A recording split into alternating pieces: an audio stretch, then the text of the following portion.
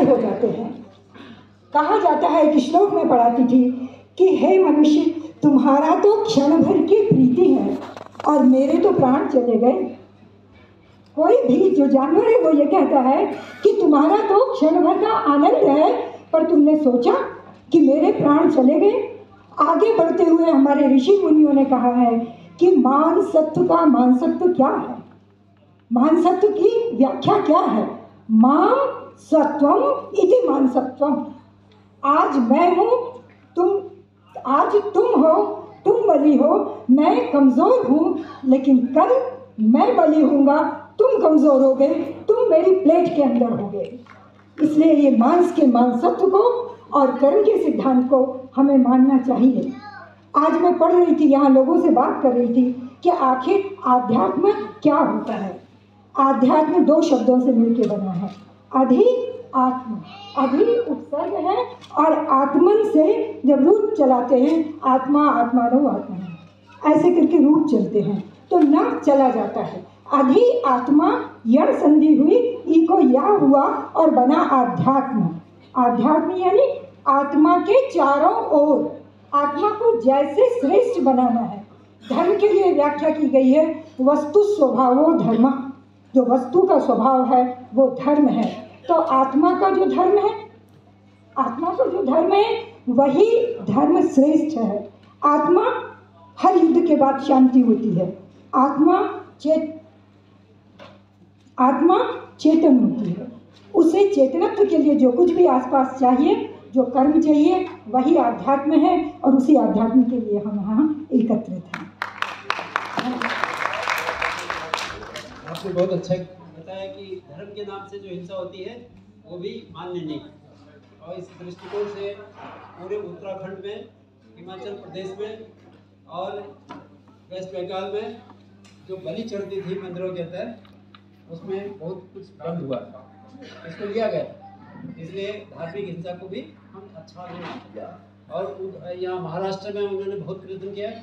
और अब जो है एक डॉक्टर राहुल प्लीज, तो ये आपका जो अपील है, this also will be taken into consideration. और मैं इसका और आपसे श्लोक भी बता सकती हूँ। आप इसमें अब श्लोक तो हमें समझ आ गए, लेकिन जो आपका भविष्य में हम सहयोग चाहेंगे।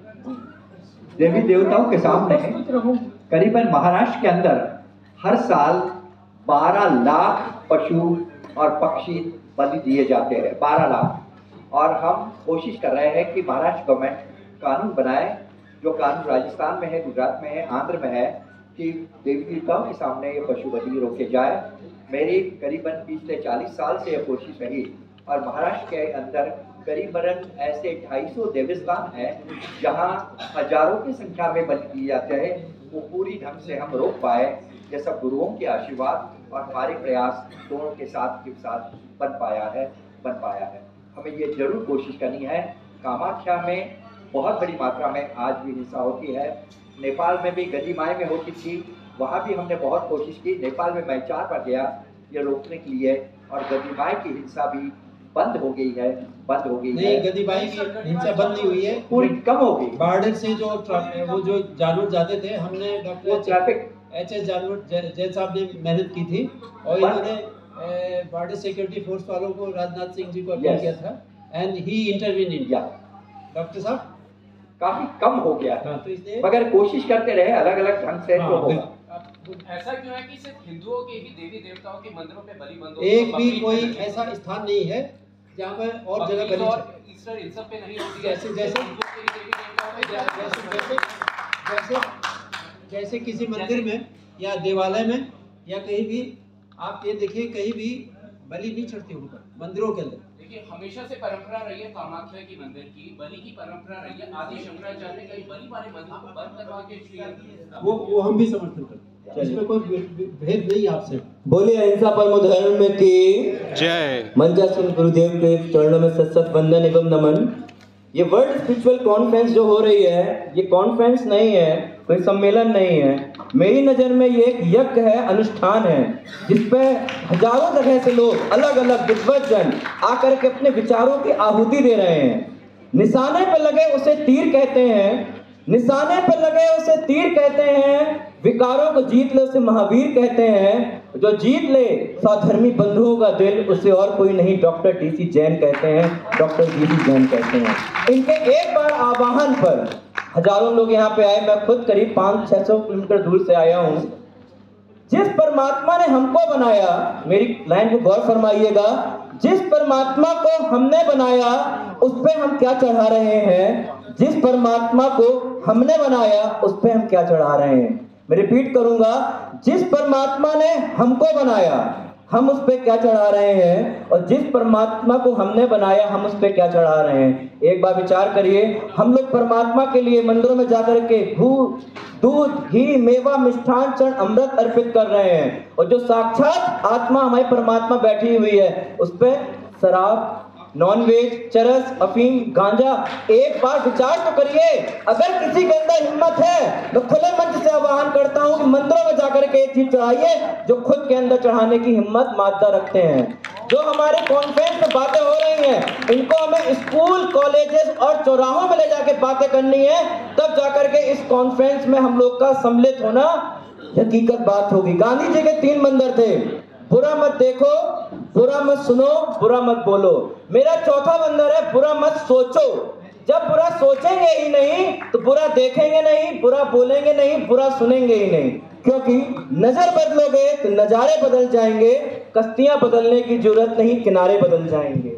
मैंने अपनी लाइफ में बहुत छोटे छोटे कार्य करे हैं। मैं डीसी अंकल का बहुत बहुत धन्यवाद कहना चाहूंगा, और मैं आपसे यहाँ से आह्वान ये करना चाहूंगा, बच्चों को कार्ड दीजिए या न दीजिए, बच्चों को संस्कार ऐसे दीजिए कि कितनी भी आंधी आए विष्णु की, आपके बच्चे उड़ ना सके। क्योंकि आजकल के बच्चे कॉलेज में जाते हैं, मेट्रो सिटीज में पढ़ने जाते हैं, कॉलेजेस में पढ़ते हैं, वहां पर ऐसी संगति पा करके वो खाना पीना चालू कर देते हैं। आज की संगति में ऐसा हो रहा है कि वेज बिरयानी एक फूड आ गया जो हमारे संस्कृति में था ही नहीं। वेज कबाब, ये आप खुद समझिए कि क्या हम खा रहे हैं, क्या हम पी रहे हैं। एक छोटी सी अपील और करना चाहूंगा आप सभी से। यहाँ पर आज ठंड का मौसम चल रहा है, सभी के घरों में गीजर रहते हैं। हम यहाँ पे जीव हिंसा की बात कर रहे हैं। आप कल्पना करिए जब हम गीजर चालू करते हैं, सीधा पानी टंकी से खौलता हुआ आता है, असंख्यात जीव अनजाने में ही मार देते हैं। क्या हम कोशिश नहीं कर सकते कि हीटर लगा के पानी गर्म कर सकें? इसके लिए एक और छोटी सी अपील, हम हिंदू हैं, जब हम ऊपर जाएंगे अपने साथ 4 या 5 पेड़ की लकड़ियां लेके जाएंगे।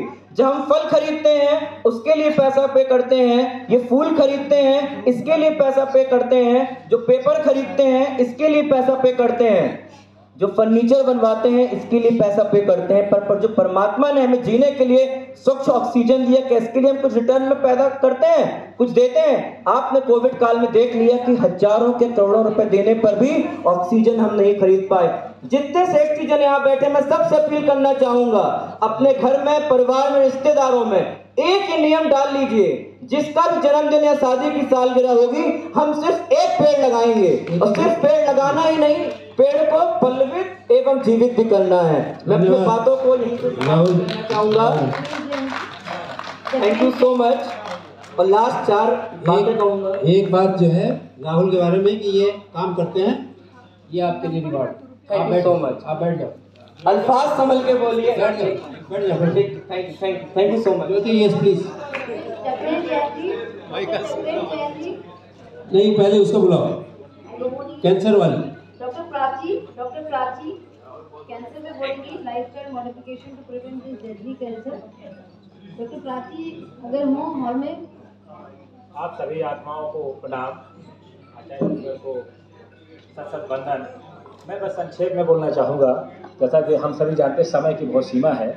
मेरा जो टॉपिक है वो holistic approach of the life है। बेसिकली इसका मतलब ये हुआ, इसके पहले हमने सभी वक्ताओं को सुना, और जो मुझे समझ में आया वो सिर्फ यही है कि सारी चीज़ें, जीव, अजीव, चर, अचर, सारी चीज़ें, ज्ञान, विज्ञान, जितनी चीज़ें हम कर रहे हैं, जितना हम सुन रहे हैं, सारी चीज़ें जुड़ी हुई हैं दूसरों के साथ। बायोलॉजी के लेवल में एक हम वर्ड यूज़ करते हैं माइक्रोबायोम।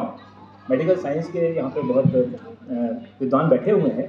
माइक्रोबायोम एक ऐसी चीज़ है जो हमारे शरीर में करीब करीब 10 की घात 14 छोटे छोटे जीव रहते हैं। इन सभी का कोएग्जिस्टेंस है। अगर ये हैं तो हम हैं, अगर ये हैं तो हम हैं। पूरे शरीर की इतनी कोशिकाएं हैं, एक जटिल समग्र है, ये पूरा एक होलिस्टिक है, अपने आप में सिनर्जी है। एक दूसरे के साथ समावेश हैं। तो जो हार्मोनियस कोएक्सिस्टेंस की बात है वो पहले से ही शरीर में है, शरीर के अंदर है, ये एग्जिस्ट कर रहा है। इसी वजह से ये जीव स्थिर है, इसी वजह से ये जीव इस शरीर में स्थिर हो रहा है। और यही हमारा कहना है। और इसी हमारी स्लाइड के अंदर अगर आप देखेंगे, अभी तो खैर नहीं देख पा रहे, और स्लाइड में यही चीज़ दिखाई जाए। धन्यवाद, बहुत बहुत धन्यवाद आपने सब लोगों को।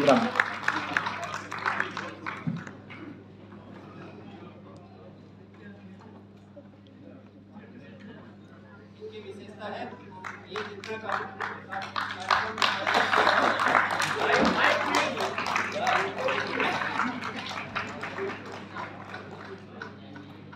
आचार्य श्री और महाराज श्री के चरणों में नमोस्तु नमोस्तु।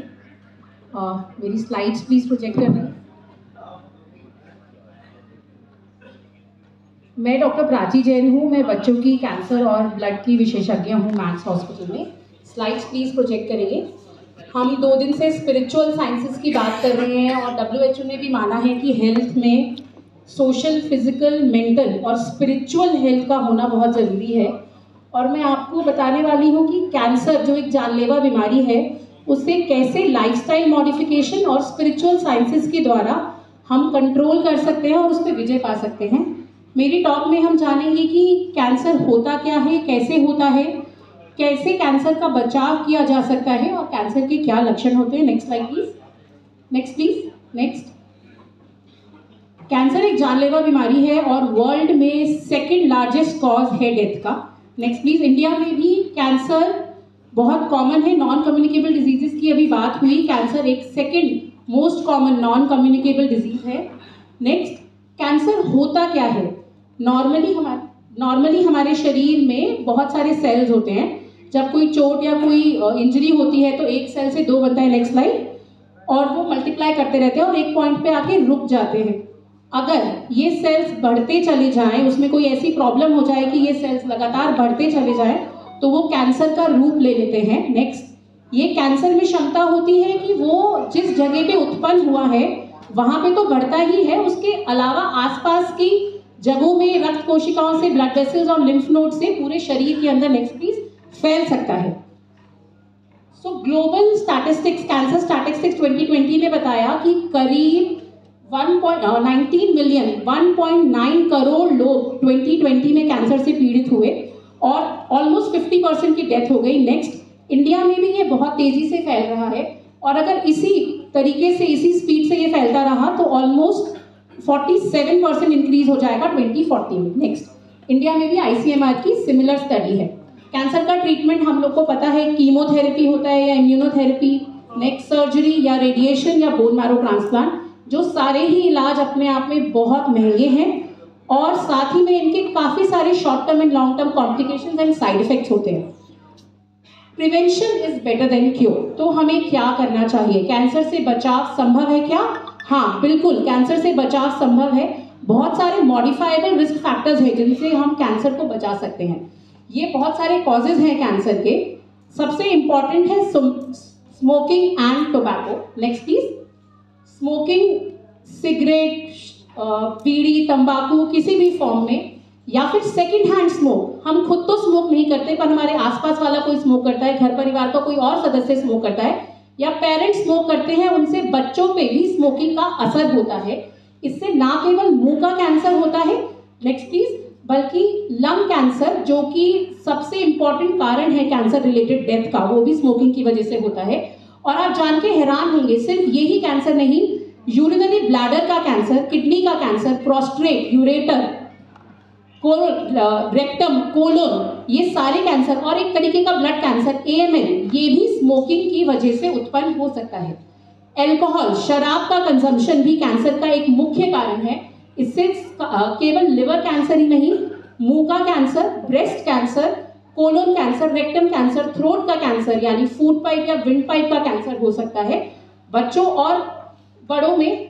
और अगर माता पिता अल्कोहल का सेवन करते हैं तो पाया गया है स्टडीज में कि बच्चों के अंदर भी कैंसर का इंसिडेंस बढ़ता है, स्पेशली अगर गर्भवती महिलाएं कैंसर का अल्कोहल का कंजम्पशन करती हैं। अभी हमने थोड़ी देर पहले सुना फूड एडल्ट्रेशन, इंसेक्टिसाइड्स, पेस्टिसाइड्स, ये सारे भी कैंसर के बहुत इंपॉर्टेंट कारण हैं। रेडिएशन एक्सपोजर, जो एम्बिएंट रेडिएशन हमें मिल रही है और मोबाइल का इस्तेमाल, इतना सारा इंटरनेट, वाईफाई, बच्चे पूरे टाइम फ़ोन पे लगे रहते हैं, इन सब चीज़ों से बच्चों के अंदर ब्रेन ट्यूमर, बड़ों के अंदर भी brain tumour, cardiac, adrenal tumours का जो रिस्क है वो कहीं गुना तक बढ़ जाता है।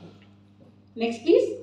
वेजिटेरियन डाइट या प्लांट बेस्ड डाइट खाने से कैंसर होने की संभावना 75%, 75% तक कम हो सकती है।